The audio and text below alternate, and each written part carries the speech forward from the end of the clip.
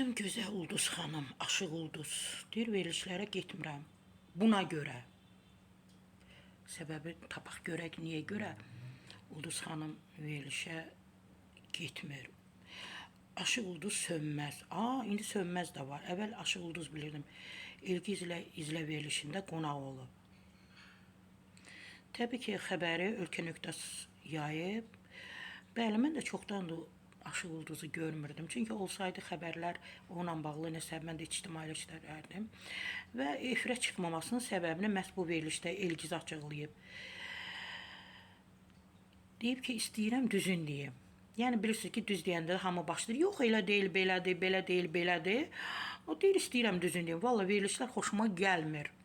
Ay Ulduz xanım, axır ki cəsarətiniz çatdı bunu dediniz. Ona görə də efirə çıxmıram.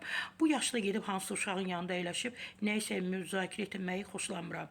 Verilişlərin çoxunu bəyənmirəm. Ona görə də getmirəm. Təbii ki, Ulduz xanım verilişə çıxacaqsınız. Aparıcı soruşacaq sizdən ki, Ulduz xanım sevgiliniz var.